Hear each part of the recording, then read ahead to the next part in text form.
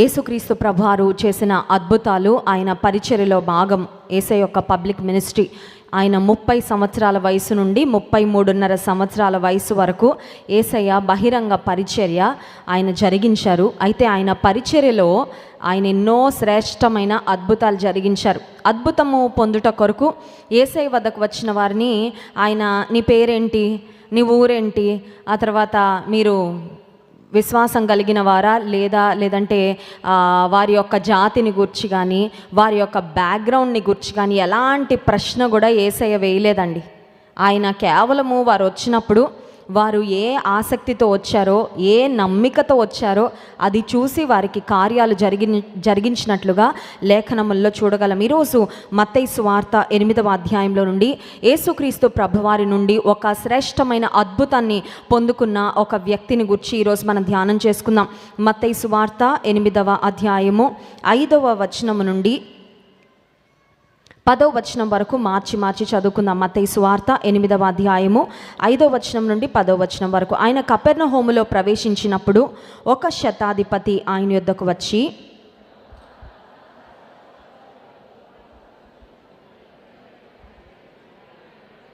7వ వచనం, యేసు నేను వచ్చి వాని స్వస్థపరచెదనని అతనితో చెప్పగా,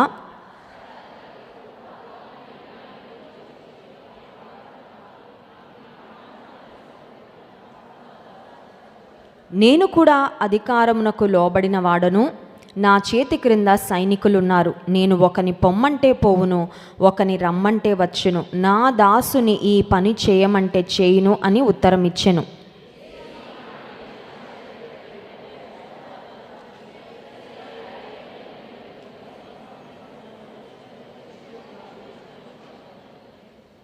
పదమూడవ వచనము, అంతటా యేసు ఇక వెళ్ళుము, నీవు విశ్వసించిన ప్రకారము నీకు అవునుగాకని శతాధిపతితో చెప్పెను.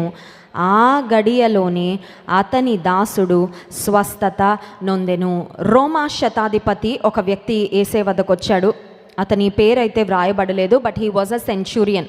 శతాధిపతి అంటే అతని క్రింద ఒక 100 మంది సైనికులు ఉన్నారు. ఒక ఇన్ఫ్లుయెన్షియల్ పొజిషన్లో, ఒక పవర్ఫుల్ పొజిషన్లో ఉన్న వ్యక్తి అండి, అధికారం కలిగిన వ్యక్తి.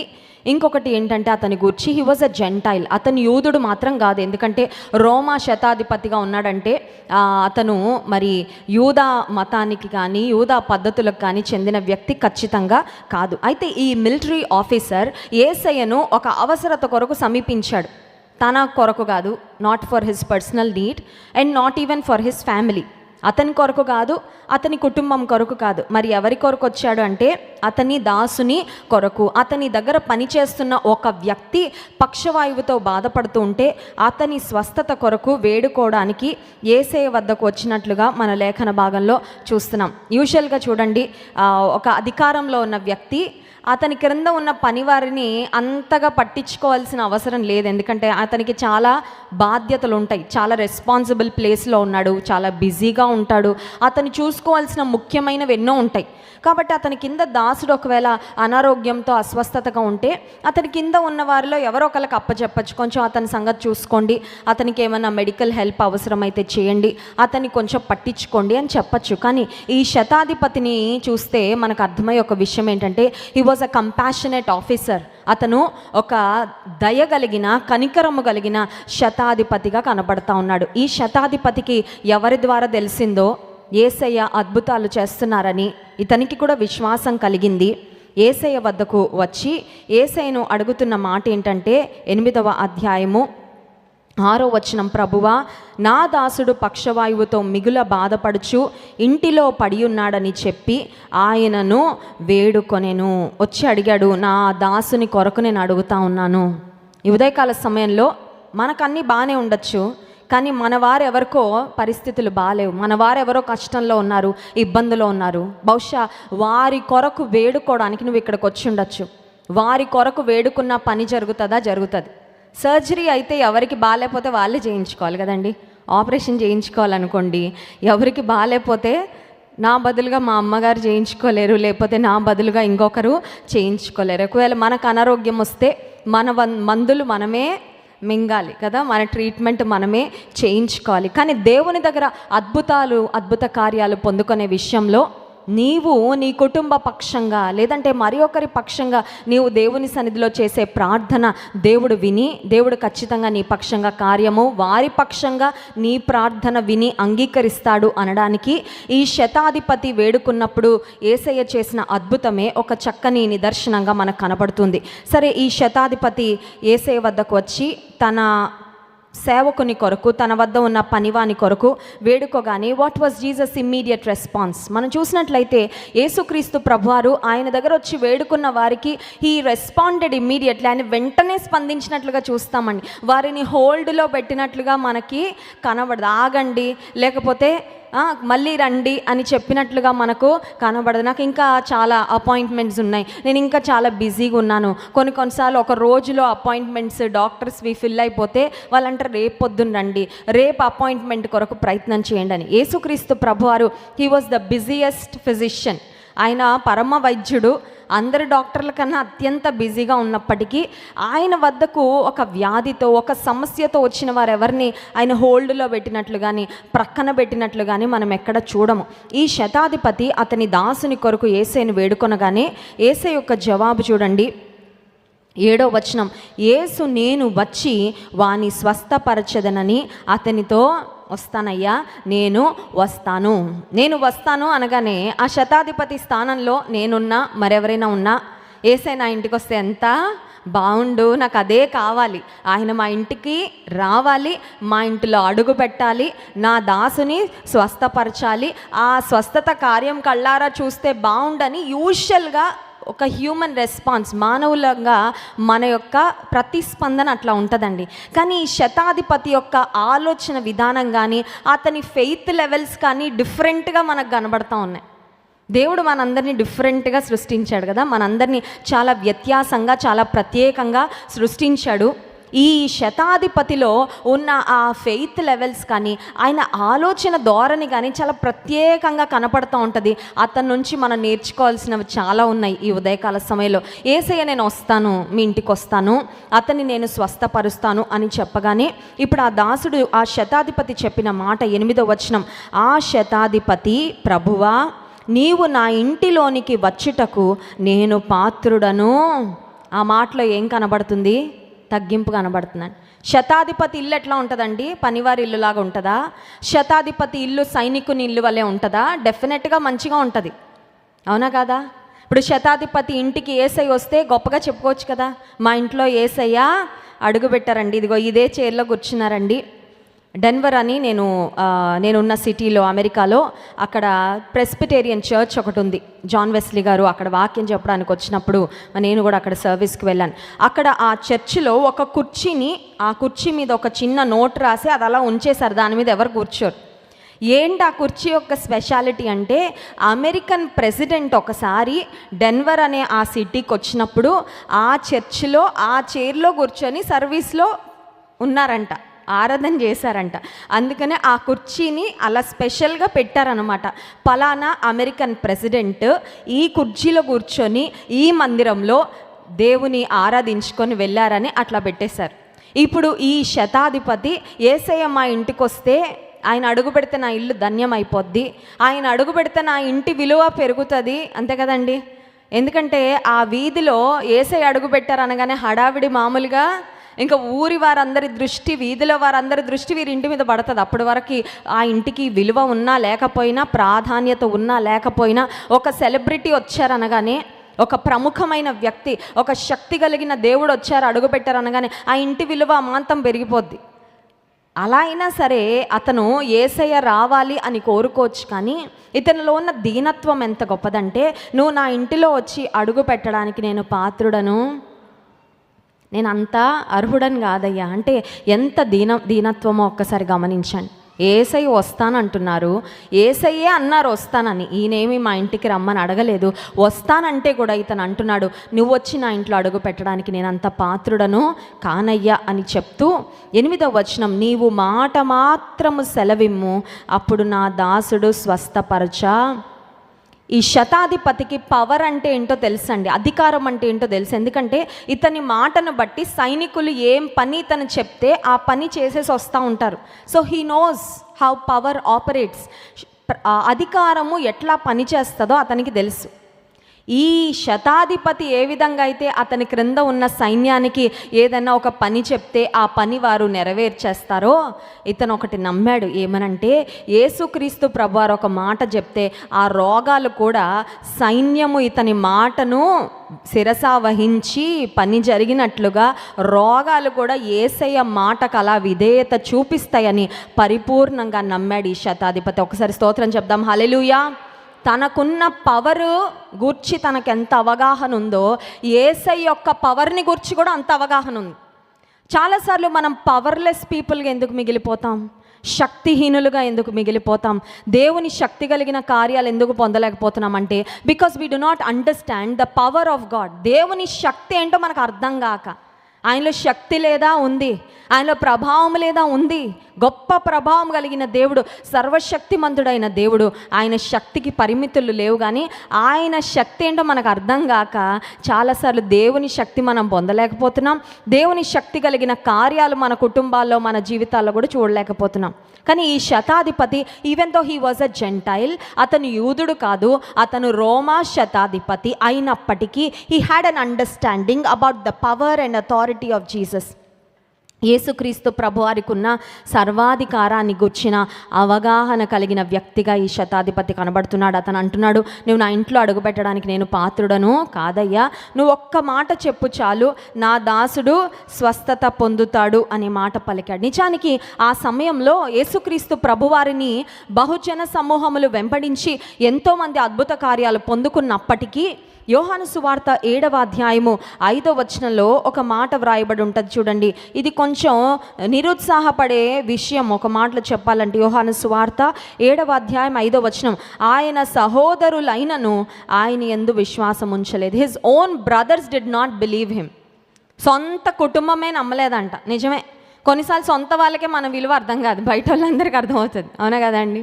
ఎందుకంటే సొంత వాళ్ళు మా తమ్ముడే కదా, మా అన్నే కదా, మా అక్కే కదా లైట్ తీసుకుంటారు. కానీ మన విలువ కొన్నిసార్లు సొంత వారికి అర్థం కాదు, కానీ బయట వారికి బాగా అర్థమవుతుంది. బయట వారు గనపరుస్తారు, కొన్నిసార్లు ఇంట్లో వాళ్ళే చాలా తృణీకారంగా మాట్లాడుతూ ఉంటారు, చాలా తక్కువ చేసి మాట్లాడుతూ ఉంటారు. యేసుక్రీస్తు ప్రభువారి యొక్క సోదరులు అంటే మరియా, కేవలము మరియా ద్వారానే యేసుక్రీస్తు ప్రభువారి లోకంలోకి వచ్చారు. సో యోసేపు యేసయ్య యొక్క బయోలాజికల్ ఫాదర్ కాదు, but he was foster father. అంటే యేసయ్య పుట్టుటలో యోసేపు యొక్క ప్రమేయం ఏమీ లేనప్పటికీ యేసయ్య పుట్టిన తర్వాత మరియా యోసేపులకు మరికొంతమంది కుమారులు కలిగారు. సో వారందరూ ఒకే ఫ్యామిలీ కదా, ఒకే తల్లికి పుట్టిన బిడ్డలు కాబట్టి అతని బ్రదర్స్ అంటే యేసయ్య యొక్క సహోదరులు వారందరూ కూడా యేసయ్య యందు విశ్వాసం ఉంచలేదు అనే మాట. ఇంకొక మాట కూడా ఉంది. మత్తయి సువార్త 13వ అధ్యాయము 54వ వచనం నుండి 58వ వచనం వరకు ఒకసారి చూద్దాం. మత్తయి సువార్త 13వ అధ్యాయము 54వ వచనం నుండి, అందువలన వారు ఆశ్చర్యపడి ఈ జ్ఞానమును ఈ అద్భుతములను ఇతనికి ఎక్కడ నుండి వచ్చినవి? ఇతడు వడ్లవాని కుమారుడు కాడా? ఇతని తల్లి పేరు మరియా కాదా? యాకోబు, యోసేపు, సీమోను, యూదాయను వారు ఇతని సహోదరులు కారా? ఇతని సోదరీమణులు మనతోనే ఉన్నారు కారా? ఇతనికి కార్యములన్నీ ఎక్కడి నుండి వచ్చినని చెప్పుకొని ఆయన విషయమై అభ్యంతరపడిరి. ఇందాక మనం చదివాము, అతని సహోదరులు అతని యందు విశ్వాసం ఉంచలేదు. అవిశ్వాసము తన సొంత వారి నుండే యేసయ్య ఎక్స్పీరియన్స్ చేశారు. ఇక్కడ ఏం ఎక్స్పీరియన్స్ చేశారంటే అభ్యంతరము. అంటే వారు ఆయనను అంగీకరించలేకపోతా ఉన్నారు. They were not able to accept him. యేసయ్యను గురించి అభ్యంతరపడతా ఉన్నారు. ఏమని అభ్యంతరపడుతున్నారంటే, వడ్లవాడైన యోసేపు కుమారుడే కదా, వీళ్ళ బ్రదర్స్ వీళ్ళే కదా, వీళ్ళ సిస్టర్స్ వీళ్ళే కదా, ఈయన మా మధ్యలోనే ఉన్నాడు కదా, ఈయన ఇలాంటి అద్భుత కార్యాలు ఎలా చేస్తున్నాడు, ఇంత గొప్ప బోధలు ఎలా చేస్తున్నారని యేసయ్యను చూసి వారు అభ్యంతరపడ్డారు. అంత మాత్రమే కాదు, 58వ వచనం, వారి అవిశ్వాసమును బట్టి ఆయన అక్కడ అనేకమైన అద్భుతములు చేయలేదు. Point to be noted. అనేకమైన అద్భుతాలు పొందాలని ఆశ ఎంతమందికి ఉందండి? అందరికీ ఉంది కదా. అనేకమైన అద్భుతాలు పొందాలంటే అవిశ్వాసం ఉంటే దేవుడు చేయడంట. చెయ్యాలనున్న ఆయన ఆగిపోతాడు. ఎందుకంటే ఇక్కడ మనం స్పష్టంగా చూస్తున్నాం, వారి అవిశ్వాసమును బట్టి ఆయన అక్కడ అనేకమైన అద్భుతములు. అవిశ్వాసులకు అద్భుతాలు చూసే అదృష్టం ఉండదు. అర్థమైందండి? అవిశ్వాసులకు అద్భుతాలు చూసే ధన్యత దొరకదు, అవిశ్వాసులకు అద్భుతాలు అనుభవించే అర్హత కూడా ఉండదు. అద్భుతాలు చూడాలని ఆశ ఉందా? అద్భుతాలు పొందాలని ఆశ ఉందా? నువ్వు అభ్యంతర పడడానికి వీలు లేదు. యేసుక్రీస్తు ప్రభు వారిని కల్లారా చూస్తూనే ఉన్నారు కుటుంబం. ఒక బహుజన సమూహంలో అయితే అప్పుడప్పుడు వాళ్ళు చూస్తూ ఉన్నారు, వారికి అవకాశం దొరికిన కొలది వచ్చి ఒక అద్భుతం పొందుకొని వెళ్తూ ఉన్నారు. కానీ స్వకీయులే ఆయనను అంగీకరించలేదనే మాట కూడా చూస్తామండి. His own family could not accept him. ఆయన అంగీకరించలేకపోయారు, అవిశ్వాసాన్ని వారు కనుపరిచారు. కానీ ఆశ్చర్యం ఏంటంటే ఈ రోమా శతాధిపతి విన్నాడు, విశ్వాసం కలిగింది. ఎంత విశ్వాసంతో వచ్చాడంటే, నా ఇంట్లో నువ్వు అడుగు కూడా పెట్టక్కర్లేదయ్యా అంటే, ప్రాబబ్లీ హీ థాట్ నాకు అర్హత లేదు అని. ఒకటి ఏసే నా ఇంటికి వచ్చి వెళ్ళేలోపు ఇంకా 10 మందికి స్వస్థత అవుతుంది కదా. అర్థమైందండి? అతని ఆలోచనలో బహుశా నా ఇంటికి వచ్చి ఆయన అద్భుతం చేయడం కన్నా ఆయన ఒక మాట చెప్తే అద్భుతం అయిపోద్ది, ఇంకా 10 మందికి ఆయన మేలు చేస్తారు కదా ఆ సమయంలో అనే భావన కూడా బహుశా ఆయన మనసులో ఉండుండొచ్చేమో. యేసయ్య నువ్వు మాట మాత్రం సెలవి చాలు, నా దాసుడు స్వస్థపడతారు అనగానే 10వ వచనం, మత్తయి సువార్త 8వ అధ్యాయము 10వ వచనం. యేసు ఈ మాట విని ఆశ్చర్యపడి వెంట వచ్చుచున్న వారిని చూచి, ఇశ్రాయేలులో నేనెవనికైనాను నేనింత విశ్వాసం ఉన్నట్లు చూడలేదని నిశ్చయముగా. ఇశ్రాయేలులో లేని విశ్వాసము ఒక రోమా శతాధిపతులు నాకు కనబడతా ఉంది. ఎంత ఆశ్చర్యం! కొన్నిసార్లు బయట వాళ్ళలో ఏదైనా ఘనత ఉంటే మనం దాన్ని చెప్పడానికి ఇష్టపడం కదా, మన వాళ్ళనే పొగుడుతూ ఉంటాం. వాళ్ళలో తప్పులు ఉన్నా కూడా మన వాళ్ళు అల్టిమేట్ అన్నట్లు ఉంటుంది మన ధోరణి. కానీ యేసయ్య నిష్పక్షపాతంగా ఒక రోమా శతాధిపతి, ఆయన లాంటి విశ్వాసము నేను ఇశ్రాయేలీల్లో కూడా ఎక్కడా కనుగొనలేదయ్యా, ఎంత గొప్ప విశ్వాసం అని అతని విశ్వాసాన్ని కొనియాడినట్లుగా మనం గమనిస్తున్నాము. వెంటనే యేసే చెప్పిన మాట 13వ వచనం, అంతటా యేసు ఇక వెళ్ళుము, నీవు విశ్వసించిన ప్రకారము నీకు అవునుగాకని శతాధిపతితో చెప్పెను. ఆ గడియలోనే అతని దాసుడు, this is point to be noted, at the same hour, at the very hour అని ఉంటుందండి. ఇక్కడ యేసయ్య వెళ్ళు, నీ విశ్వాసం ప్రకారము అతను స్వస్థత కలుగుతుంది అని యేసయ్య చెప్పిన ఆ మాట వచ్చిన అదే క్షణము, అదే నిమిషము అక్కడ ఇంటి దగ్గర అద్భుతం జరిగిందంట. ఎలా తెలిసిందంటే వెళ్ళాక చెప్పారు, కరెక్ట్గా 10 నిమిషాల క్రితమేనండి జరిగింది. ఇతను టాలీ చేసుకుంటే 10 నిమిషాల క్రితమే యేసయ్య మాట పలికారు. ఎంత గొప్ప దేవుడు అండి. బహుశా ఆ శతాధిపతి యొక్క దాసుడు తన జీవితంలో ఆ గడియ కొరకు ఎంత ఎదురు చూసుంటాడో. పక్షవాయువు వస్తే కొన్నిసార్లు ఇంకా మళ్ళీ రికవర్ అయ్యే ఛాన్సెస్ కూడా ఉండవు. కొంతమంది ఇంకా జీవితకాలం అంతా అలా పడకకే పరిమితం అయిపోయి అలా సేవలు చేయించుకుంటూనే వారి జీవితము గడిచిపోతూ ఉంటుంది. ఈ రోజుల్లో అంటే ఫిజియోథెరపీ, రకరకాల ట్రీట్మెంట్స్ వచ్చి కొంతవరకు కోలుకోగలుగుతున్నారు. కానీ ఆ కాలంలో ఒక వ్యక్తికి పక్షవాయువు వచ్చిందంటే కొన్నిసార్లు ఇక జీవితాంతం ఆ పడకకే పరిమితము. ఆ దాసుడంటే ఎంతో దయగలిగిన శతాధిపతి యేసయ్య వద్దకు వచ్చి ఆ అద్భుతమైన మాట పొందుకున్నాడండి. ఏం పొందుకున్నాడండి? ఆ మాట, నీకు స్వస్థత కలుగుతుంది అని యేసయ్య పలికిన ఆ మాట పొందుకోగానే అతని జీవితంలో కార్యం జరిగింది. ఎందుకు అద్భుతం జరిగిందంటే he accepted that Jesus has authority over everything. యేసయ్యకు సర్వాధికారం ఉంది అని ముందు అంగీకరించాడు. ఇందాక మనం చూసాం, ఆయన స్వకీయులు ఆయనను అంగీకరించలేదు, ఆయనను గూర్చి అభ్యంతరపడ్డారని. ఈ రోజుల్లో కూడా యేసయ్యను గూర్చి అభ్యంతరపడేవారు చాలామంది ఉన్నారండి. వారు అభ్యంతరపడ్డమే కాదు, 10 మంది కూడా యేసయ్యను గురించి అభ్యంతర పడేలాగా వారు మాట్లాడుతూ ఉంటారు. వారు కొన్ని పనులు చేస్తూ ఉంటారు. వారు అనుకుంటారు యేసయ్యకు దూరంగా మనుషులను తీసుకువెళ్ళడం అది పెద్ద హీరోయిజం అనుకుంటారు. అని వారికి అర్థం కావట్లేదు. యేసయ్యకు దూరంగా వెళ్ళి వారు నష్టపోతున్నారు, యేసయ్యకు దూరంగా అనేక మందిని తీసుకువెళ్ళి వారిని కూడా నష్టపరుస్తున్నారని అర్థం కావట్లా. కానీ అందుకే దేవుని వాక్యంలో అభ్యంతరములు రాక మానవు, కానీ అది ఎవరి వలన వస్తుందో వానికి శ్రమ అని. చాలాసార్లు కొంతమంది అభ్యంతరకరంగా ఉంటారు సంఘంలో, అభ్యంతరపరుస్తారు చాలామందిని. They are like a stumbling block. తోటి విశ్వాసులు దేవునిలో ముందుకు వెళ్లకుండా, సంఘానికి రాకుండా, దేవుని ప్రేమించకుండా వారికి అడ్డుబండలా తయారైపోతారండి. వాళ్ళు అనుకుంటారు నా వల్ల కొంతమందినైనా మందిరానికి వెళ్లకుండా ఆపానండి. ఆ మధ్యకాలంలో ఒక యవనస్తుడు నాతో చెప్తున్నాడు, నా గోల్ ఏంటంటే 1000 మంది నరకానికి తీసుకెళ్లాలంట. ఏంటంట? I was really shocked. ఎందుకంటే అట్లాంటి గోల్ నేను ఎప్పుడు వినలేదండి. అంత కఠినమైన హృదయము, అంత కఠినమైన ఆలోచన అపవాది కలుగజేశాడు. ఈ అబ్బాయి ఛాన్స్ ఇచ్చాడు అపవాదికి.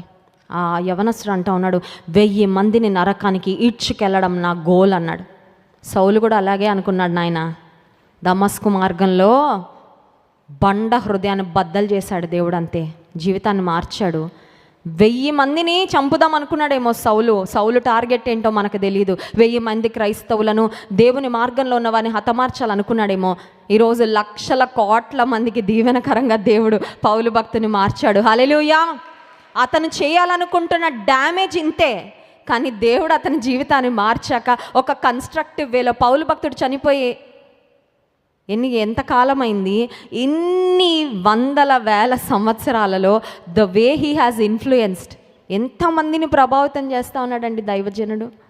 ఆయన రాసిన ఉత్తరాలు నూతన నిబంధన గ్రంథంలో దాదాపు 13 పత్రికలు, పుస్తకాలు కలిపి మనం చూసినట్లయితే ఆయన దేవుని కొరకు రాసిన ఆ మాటలు, ఆయన సంఘాలను ప్రభావితం చేసిన విధానము నేటి క్రైస్తవ్యం మీద కూడా అపోస్తలుడైన పౌలు యొక్క పరిచర్య, ఆ ఎఫెక్ట్, ఇది ఇంకా ఇన్ఫ్లుయెన్స్ ఇంకా కొనసాగుతూనే ఉంది.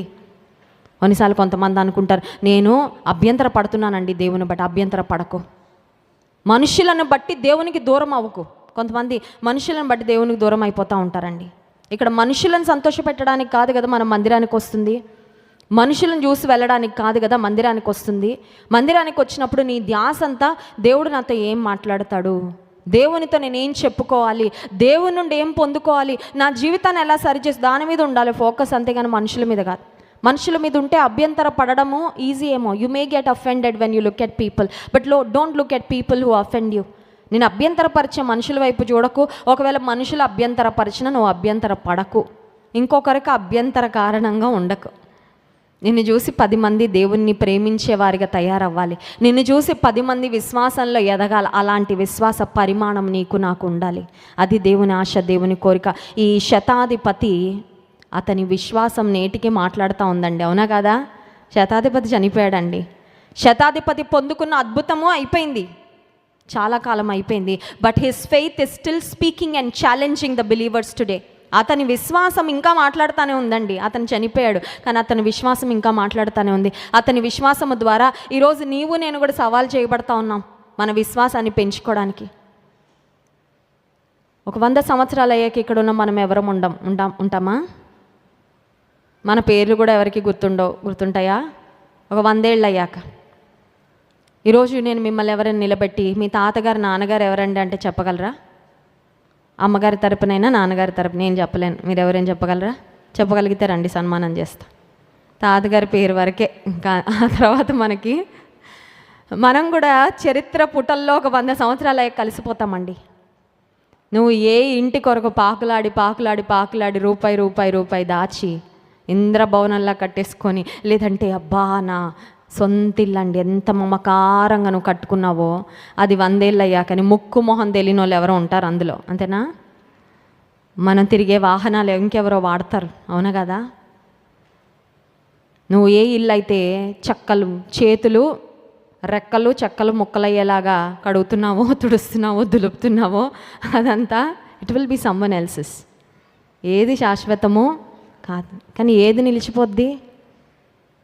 నీ విశ్వాస ప్రయాణం నిలిచిపోద్ది. నువ్వు ప్రభు కొరకు జీవించిన జీవితం నిలిచిపోద్ది. నువ్వు ప్రభు కొరకు చేసిన కార్యాలు నిలిచిపోతాయి. నువ్వు వండిన, ఒకవేళ ఇంట్లో మన కొరకు మనం వండుకున్న వంటకాలు, మన కొరకు మనం చేసుకున్న షాపింగ్, మన ఎంటర్టైన్మెంట్ కొరకు మనం తిరిగిన స్థలం, ఎవ్రీథింగ్ ఇస్ ట్రాష్. అదేది కౌంట్ అవ్వదు నిత్యత్వంలో. కానీ నీవు చేసిన ప్రార్థనలు, నీవు కనుపరిచిన విశ్వాసము, నీ యొక్క భక్తి జీవితము, నువ్వు ప్రభు సువార్తను ఎవరికి ప్రకటించావో, సువార్త కొరకు నిన్ను నీవు ఎలా వ్యయపరుచుకున్నావో, నీ కుటుంబాన్ని నువ్వు ప్రభులో ఎలా తీర్చిదిద్దావో, నీ కన్నీటి ప్రార్థన, అవి మాత్రం మనం చనిపోయినా దే స్టిల్ లివ్ ఆన్. అవి అలా బ్రతుకుతూనే ఉంటాయండి. ఆ సాక్ష్యాలు అలా నిలిచిపోతాయి చరిత్రలో. మనం వెళ్ళిపోయినా కూడా ప్రభు కొరకు మనం ప్రభావితం చేసిన వ్యక్తులు, పరిస్థితులు, అవి ఇంకా అలాగే మిగిలిపోతాయి. They pass on from one generation to another generation. ఒక తరం నుండి ఇంకో తరానికి అవి అందించబడతా ఉంటాయి. ఆ ఆశీర్వాదం అట్లా మిగిలిపోతుంది. శతాధిపతి చనిపోయాడు. శతాధిపతి ఒక దాసుడు కూడా చనిపోయాడు. కొంతకాలం అయ్యాక ఎవరైనా చనిపోవాలి, కానీ ఆ రోజు అతను విశ్వాసంతో యేసయ్య వద్ద పలికి, నువ్వు మాట మాత్రం సెలవి. అట్లా ఎవ్వరు చెప్పలేదండి. ఎవరైనా చెప్పారా అంతకుముందు? నువ్వు ముట్టుకో అయ్యా అన్నవారు ఉన్నారు. నన్ను కరుణించయ్యా, దావీదు కుమారుడా నన్ను దాటిపోద్దు అన్నవారు ఉన్నారు. నా ఇంటికి రాయ్యా అన్నవారు ఉన్నారు. ఆ పడకతో నలుగురు స్నేహితులు పక్షవాయువు గల వ్యక్తిని మోసుకొని వచ్చి యేసయ్య ముందు పెట్టిన వారు ఉన్నారు, కానీ నువ్వు ఒక్క మాట సెలవి చాలు అన్నవారు లేరండి. He was the first person. అంత ఆశ్చర్యమైన రీతిలో యేసయ్యను ఆశ్చర్యపరిచే విశ్వాసము కనుపరిచిన శతాధిపతి ఈరోజు మనందరికీ ఒక సవాలు విసురుతూ ఉన్నాడు. అదేంటంటే, ఇంకొక లేఖన భాగంలో ఉంటుంది, యేసయ్య వారు ఆ విశ్వాసాన్ని చూసి ఆశ్చర్యపడ్డాడంటే, ఏంటి ఇంత విశ్వాసమా ఇంత? కానీ ఈ ఉదయకాల సమయంలో ప్రభువును ఆశ్చర్యపరిచే విశ్వాసులుగా మనము తీర్చిదిద్దబడదుముగాక. ఆమెన్. కళ్ళు మూసుకోండి, ప్రార్థన చేసుకుందాం. శతాధిపతి ఒక విశ్వాసమును దేవుడు మన ఎదుట ఉంచాడు. ప్రభువా, అతను నీ దగ్గరకు వచ్చాడు. ఎంత విశ్వాసంతో వచ్చాడో అంత గొప్ప మాట పలికాడయ్యా. నువ్వు నా ఇంటికి రావడానికి నేను అర్హుడని కాదు, కానీ ఒక మాట మాత్రం చెప్పయ్యా చాలు. ఉదయం నేను కూడా అదే అడుగుతున్నావు ప్రభువా, నువ్వు ఒక్క మాట చెప్పయ్యా, ఇదిగో నా కుమార్తె పరిస్థితి బాగవుతుంది. నువ్వు ఒక్క మాట చెప్పయ్యా, నా కొడుకు బాగుపడతాడు, వాడి బుద్ధి బాగుపడుతుంది. నువ్వు ఒక్క మాట చెప్పయ్యా, నా భర్త బాగుపడతాడు. నువ్వు ఒక్క మాట సెలవయ్యా, మా ఆర్థిక పరిస్థితులు బాగుపడతాయి. నువ్వు ఒక్క మాట చెప్పు ప్రభా, బంధకములలో ఉన్న నా వారు విడుదల పొందుతారు. నువ్వు ఒక్క మాట చెప్పయ్యా, ఒక్క మాట చెప్పయ్యా, నాకున్న మానసికమైన ఆ డిప్రెషన్ను నేను విడుదల పొందుతా ప్రభా. నువ్వు ఒక్క మాట చెప్పు, నువ్వు మాట మాత్రం సెలవి అని ఆనాడు శతాధిపతి పలికిన మాటలు యేసయ్యను ఎంత ఆశ్చర్యపరిచాయో. ఇశ్రాయేలులో ఇటువంటి విశ్వాసం నేను కనుగొనలేదు అయ్యా. అట్టి విశ్వాసం మాకు ఇవ్వయ్యా. పరిశుద్ధుడా, మహోన్నతుడా, గొప్ప దేవానికి స్తోత్రాలు. శతాధిపతి యొక్క విశ్వాసాన్ని మా ఎదుట ఉంచినందుకు స్తోత్రం అయ్యా. స్తోత్రం తండ్రి. యూదుడు కాదయ్యా, ఇంతకుముందు ఎన్నడూ నీతో తిరిగిన దాఖలాలు అనుభవాలు లేవు. అయినా ఎంత విశ్వాసమయ్యా, ఎంత విశ్వాసము. విశ్వాసముతో గొప్ప అద్భుతము తన దాసుని పక్షంగా పొందుకొని వెళ్ళాడు ప్రభా. ఉదయకాల సమయంలో మేము కూడా అట్టి అద్భుతాలు పొందుకోవాలని ఆశిస్తున్నాం ప్రభా. మేము ఒట్టి చేతులతో వెళ్ళాలనుకోవడం లేదు ప్రభా. నీ అద్భుతాలు ఇక్కడ నుండి మోసుకొని వెళ్ళాలని మేము కోరుతున్నాం ప్రభా. మాకు అద్భుతాలు చేయి నాయనా, మా పట్ల నీ కార్యాలు చేయవా ప్రభా. మమ్మల్ని జ్ఞాపకం చేసుకోవా తండ్రి. ఒక్క మాట సెలవి, ఒక్క మాట సెలవి, ఇప్పుడే సెలవి ప్రభా, ఇప్పుడే సెలవి నాయన. ఆ దాసుడు ఆ గడియలోనే స్వస్థత పొందాడనే మాట మేము చదివాము దేవా. మేము ఇక్కడ ప్రార్థన చేస్తూ ఉండగా ఈ గడియలోనే, ఈ దినమే తండ్రి నీ కార్యాలు జరిగించు ప్రభా. మా హృదయవాంఛలు మీరు తీర్చండి నాయన. నీ కార్యాలు స్పష్టంగా మా కుటుంబాల్లో మేము చూడగలిగినట్లు సహాయం చేయ ప్రభా. బలమైన నీ దక్షిణ హస్తముతో నీ అద్భుత కార్యములు జరిగించు ప్రభా. వ్యాధిగ్రస్తులను స్వస్థపరచు నాయన, బలహీనులను బలపరచు ప్రభా. లేవలేని స్థితిలో ఉన్న వారిని లేవనెత్తయ్యా. నోటి మాట రాలేని స్థితిలో ఉన్న వారికి వాక్శక్తివు ప్రభా. లేచి నడవలేని వారు యేసు నామములో, నజరేయుడైన యేసు నామములో ఆ బలము పొందుకొని లేచి నడుచుదురుగాక. నువ్వు నిన్న నేడు నిరంతరం ఏకరీతిగా ఉన్న దేవుడవు ప్రభా. ఆది సంఘములో, ఆది అపోస్తలుల ద్వారా ఎట్టి అద్భుతాలు చేశావో నేటికి నువ్వు చేస్తూనే ఉన్నావు ప్రభా. అట్టి అద్భుతాలు పొందుకోగలిగే విశ్వాస పరిమాణం మాకు ఇవ్వండి తండ్రి. నీ ఆశ్చర్య కార్యములు జరిగించండి. మిమ్మల్ని ఆరాధించి స్తుతించబోతుండగా ఆరాధన ఆత్మతో మమ్మల్ని నింపుమని యేసు నామములో ప్రార్థిస్తున్నాం తండ్రి. ఆమేన్.